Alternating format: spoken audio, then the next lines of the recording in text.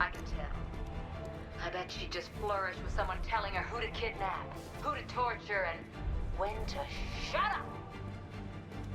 She's worse than the Joker. At least he wanted us to win.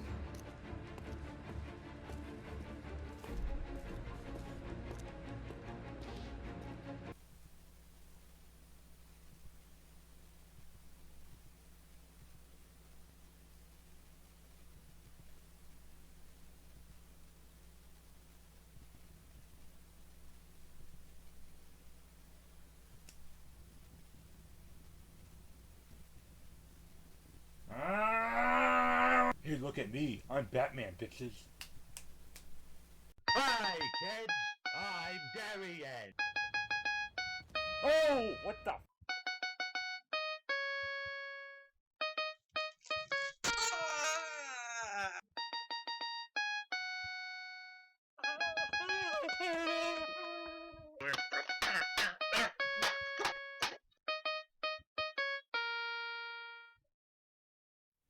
Ah, yes. Batman. The superhero with no superpowers.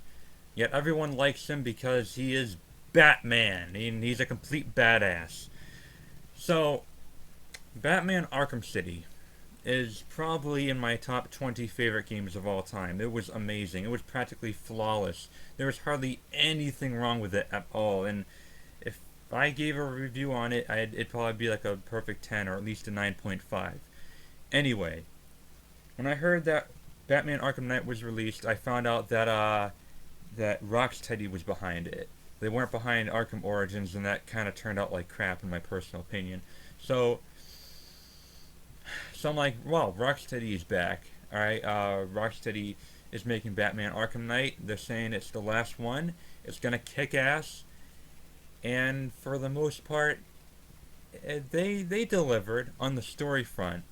But as you may have heard, there are a lot of problems with it. Not just the PC version, but in the PS4 version as well, I've experienced a lot of problems with it. So it was, overall, it was good, but also a disappointment. Like, there are a lot of things I really hated about it. It's definitely not as good as the first two Rocksteady entries, Arkham Asylum and Arkham City. There's a lot wrong with it right now. It needs patching. I might as well get to it. It's, you know how when games are hyped up, it's kind of like heading towards that brick wall where it just smashes into disappointment. You know how, Destiny and Titanfall, Watch Dogs. As a matter of fact, this game kind of felt like the Watch Dogs of this year. I liked it, but at the same time, it did have its flaws. Anyway, I'm going to start off with the good things about it, the things I really liked about it. And there's not much to say good. I mean, that they... I'll save that for the last part. Here's the positives about Batman Arkham Knight. This game probably has the best graphics I have ever seen to date, except for maybe like a Uncharted 4 promo. I mean, you could see like pretty much anything and everything, like in fine detail. Batman's cape, the rips, every single texture, every single fucking raindrop. It is the most visually detailed game I have ever seen yet. It is remarkable. Alright, this is what a current gen game is supposed to look like now. And it fucking succeeds in every level.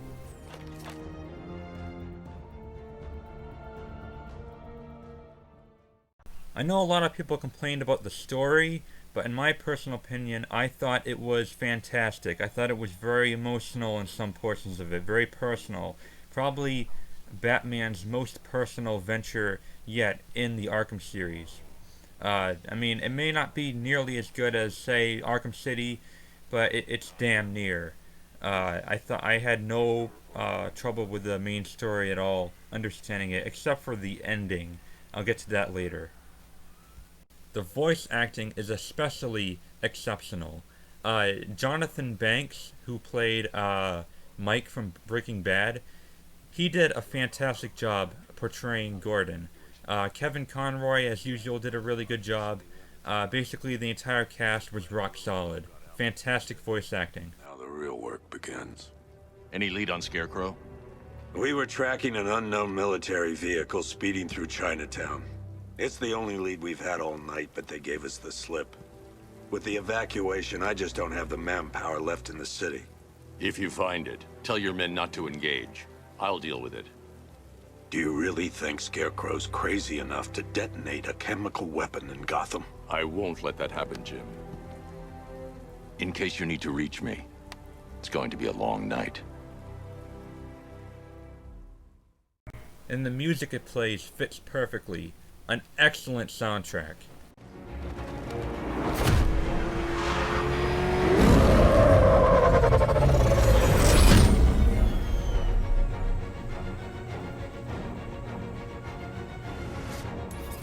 Oracle, I need to track that military vehicle.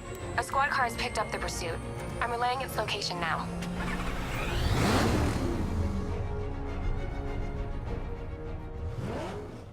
It also has the most fluid and responsive combat yet.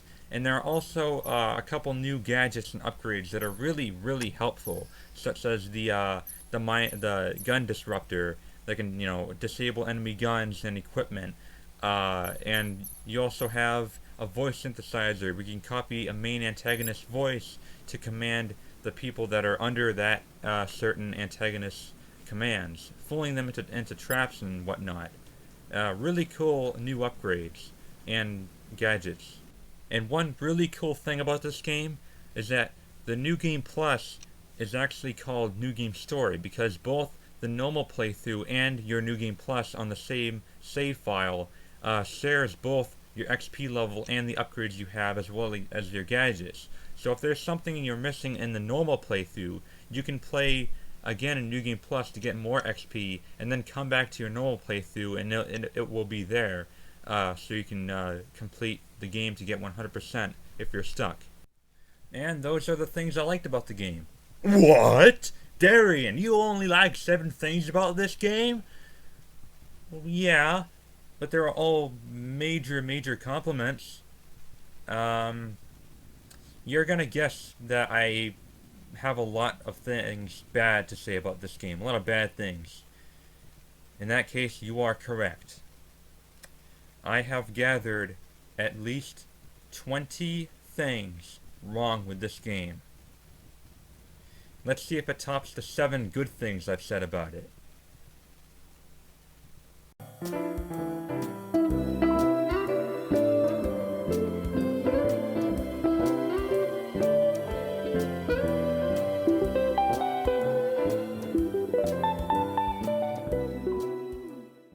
"20 things wrong with Batman Arkham Knight."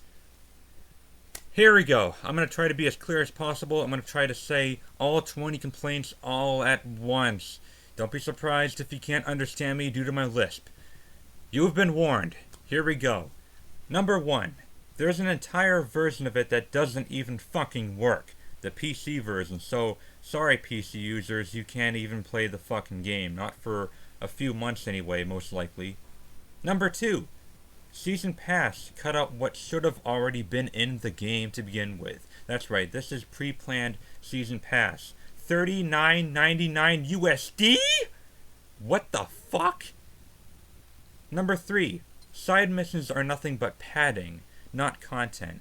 Now, this one's a little hard to explain because the side missions themselves, like individually, offer a lot of variety in the gameplay. But the fact is, a lot of these side missions make you grind them because there's way too many of the same side mission, such as saving 17 firefighters in the same variations, or fucking taking out 21 watchtowers. Why 21? It starts to get very boring and repetitive, and starts to be a very tedious grind. So yeah, the side missions feel more like padding and relayering of stuff you've already experienced in the game. Number 4, the Batmobile. Oh my god. I don't know where to start with the Batmobile, okay? it drives like shit. It drives like shit. I don't know if it's because of the constant rain, and it keeps on sliding. The controls are very slippery. It just doesn't feel right. And why is the square button reverse? What am I playing, like a Grand Theft Auto game on a PS2 or something? My goodness.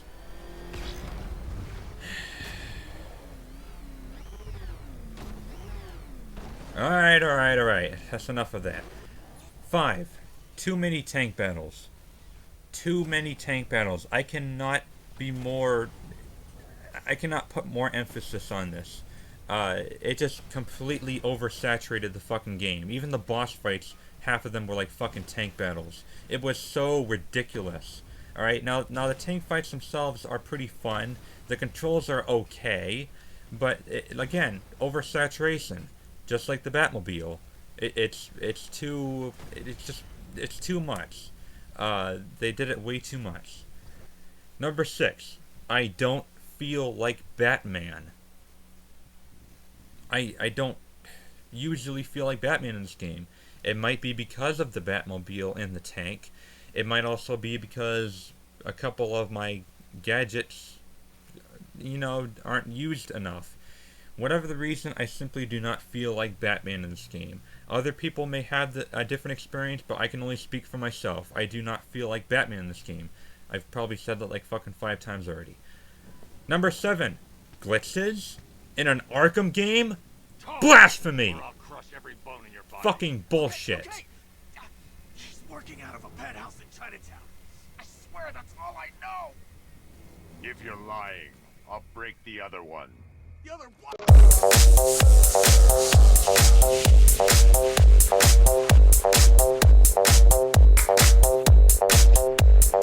Number 8.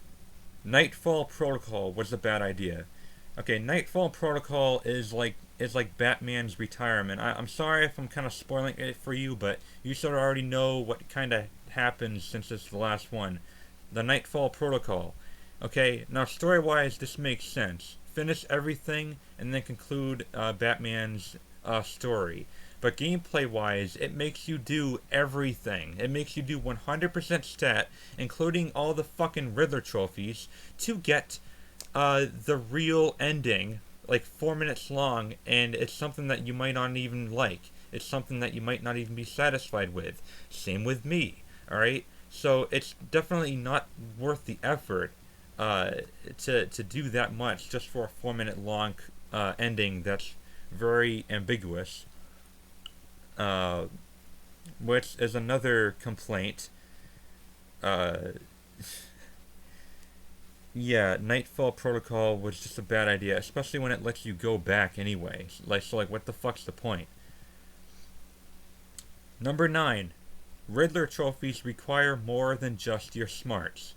Alright? There's a few of them where no matter how smart you are, you have to have an upgrade with you that's a prerequisite for collecting that trophy. I had a real problem with this until I was able to get more XP and upgrade it, but still, it's definitely a complaint that probably needs patching somehow. Number 10. Some AR challenges are ridiculous. Some of them are easier enough to get 3 stars, all 3 stars at, but a few of them are just so fucking hard. Like this particular one with the, you have to destroy 6 Cobra tanks in like 3 minutes, and you cannot get detected at all. That is like near impossible. What the fuck were they thinking? Number 11. No XP for fights or takedowns outside of story or side missions. In other words, in random encounters during the game, when you complete a street fight, you do not get a single fucking XP point. Unlike the previous Arkham games. Why? Why did you not include this? Did you think there was enough XP already? Why not? Why have limited XP in an open world game? Number 12. There's no actual boss fights. No, I mean really, like there are kind of boss fights, but they don't feel like boss fights. Yeah. 13. Most villain appearances are too cameo. A lot of villains in this game are only there for like 5 minutes of screen time. Basically, it focuses most on Scarecrow, obviously. The Arkham Knight, who you figure out is someone else that you already know, and the Riddler. You will actually spend more time taking down the Riddler if you're trying to 100% the game than Scarecrow. Riddler to me was the main bad guy just because he took fucking forever to take down with all the trophies and whatnot. So yeah, most villain appearances are to cameo. I know it sounds corny when I say cameo. I'm trying to see this from like a movie point of view when it comes to cutscenes and stuff. So yeah. Number 14. The map sucks. No one probably agrees with me with this, but I hate the 3D map. It makes the fucking buildings and stuff look conjoined. It makes the layers look just like... It's hard to explain. Okay, and when I try to set a waypoint for, say, like an underground area, I can't because the waypoint automatically goes to whatever is above it because you're looking at the fucking map from you know, the sky up. You're not looking at it from the side or the middle or down or whatever. It's so convoluted. And the fact that it doesn't reveal anything to you until you've discovered a side mission or activity when you're right next to it.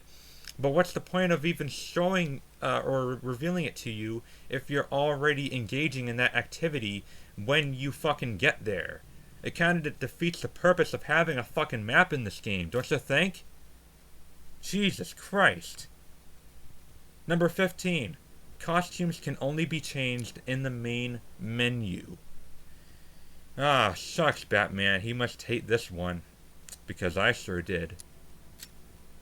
Number 16. No Batcave. But that's okay because he has a redneck trailer now. For some reason. Oh, he has a garage now, too.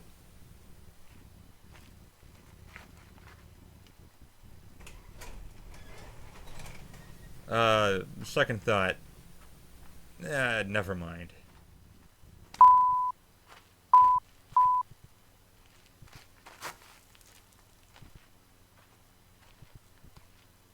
Number 17. The real Nightfall ending is too ambiguous. What the fuck happened? I will be making another spoiler alert video after you know, uploading this review. Blech. Blech. Number 18. Most gadgets aren't used enough, aside from Riddler trophies. Okay, good examples are the hidden freeze blast that you have to find. The line launcher was hardly ever used or even mentioned. The mind disruptor, which is a cool thing. Too bad it's not used enough. It's like purely optional. And the voice synthesizer, because the commands are so limited throughout the game. So yeah, most gadgets aren't used enough, and it's probably the main reason why I didn't really feel like I was Batman, because it didn't make me use my gadgets enough. Which is the opposite of Arkham City. You know, you always had to use your gadgets in Arkham City to conquer obstacles and whatnot. In this one, it was all about the fucking Batmobile and the tank. Number 19. Why is this rated M for mature? Okay, well let's see. There's blood. Not much blood. There's language. Mild language. There's suggestive themes, like, I don't know, like a neon sign of a stripper leg. I don't know. And violence, of course. But why rated M? I know plenty of rated T games that are far worse than this. Hell, Batman Arkham City is probably even worse than this. The worst you see in this game is like a dead cop. A cop getting shot at. That's it. Number 20. Arkham Origins was criticized for not evolving the series. If that's the case, then why was Arkham Knight praised for fucking it up? Think about it. Rocksteady.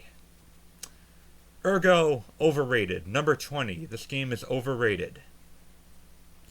And that, my friend, or friends, depending on how many people are watching this, probably not much, but that was the top 20 things wrong with Batman Arkham Knight.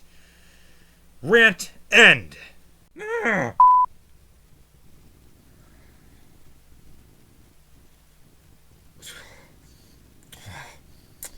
Yeah, so that was the bad portion. Now, okay, don't get me wrong, alright? I don't hate the game. I don't. I mean, like, there are large portions of it where I just hated playing it.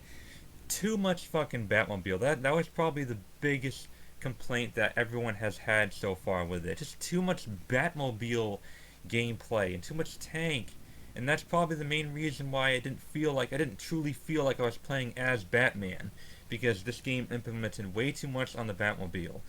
I mean, it's a really cool concept. Like, he finally has the Batmobile that he didn't have in previous games. This is like the first game ever an Arkham game has a Batmobile, and it will be the only one because it's implied to be the last one. But it just did too much. So despite all those bad things I've said about it, I think the 7 good things I've said about it slightly outweighs the bad things about it. The minor bad things anyway. So with that being said, if you're still hyped up for this game, don't be. Lower your expectations, man. Like, get ready to lower it from like a 10 out of 10 to like, I'm gonna call it right now. My final score for this game, as it stands right now, is a 7 out of 10. It is a decent game. I might be able to give it like a 7.5 or maybe up to an 8. A really, really good game. If it patches a few things. If it somehow fixes the Batmobile, I don't know. They probably couldn't patch it because it's the game design, but do something with it. And most of all, God, put a price reduction on that DLC. I wouldn't want to pay $40 for something that was pre-planned and was originally in the game but was cut out because they want you to pay more, you know? Oh, fucking greedy industry now. Anyway, yeah, lower your expectations. This game is not bad. It is not a bad game at all. It's definitely not a great game, though. And it boggles my mind how it has like an 87 or 88 on Metacritic, when it should at very most be like a 79, 78. I mean, an 87 is like, I don't know, fucking like Far Cry 3 or something. And it's definitely not that good. So yeah, it just boggles my mind. And like that last one I said, where the 20th thing wrong with it is, why was Arkham Origins criticized for not evolving the series? And that was not Rocksteady, when Arkham Knight, although it did technically evolve the series, it kind of fucked it up on many planes, and that was praised. Not by the people who played it, not by the public, because most people have given it like 5s, 6s, and 7s, but like all the major reviews are like 8s, 9s, and 10s, and it kind of gives me a suspicion that a lot of game developers nowadays kind of like buy out their reviewers, you know. It's like that for a lot. Anyway, yeah, that was Batman Arkham Knight. If you're a fan, I mean, it's still worth $60. Just know that it's not as good as Arkham City. You're not gonna, I mean, you're probably gonna be impressed with a lot of things about it, like the graphics, of course. But there's just a lot of mix-ups with it. I am not drunk, I promise. It's just it's a decent game, you know. It is what it is. It's Batman Arkham Knight. I was just very disappointed. I mean, if I were to sum up this entire review, now that we're at the end, if I was to sum up this entire review within 5 words, instead of like fucking 30 minutes long or whatever. It's a good, flawed game. That is exactly what it is. It's a good, flawed game. Just like Watch Dogs. And this game, in my personal opinion, is the Watch Dogs of 2015. Don't take that the wrong way, because I thought Watch Dogs was pretty good too. So, why am I comparing it to Watch Dogs anyway? I don't fucking know, man. It's fucking 85 degrees in here. I can't think straight. Alright, guys. Well, thank you very much for watching. I'll see you next time. Hopefully, I'll have a Bloodborne review out by the end of this month, alright? Thank you for watching. The Gamer Gods!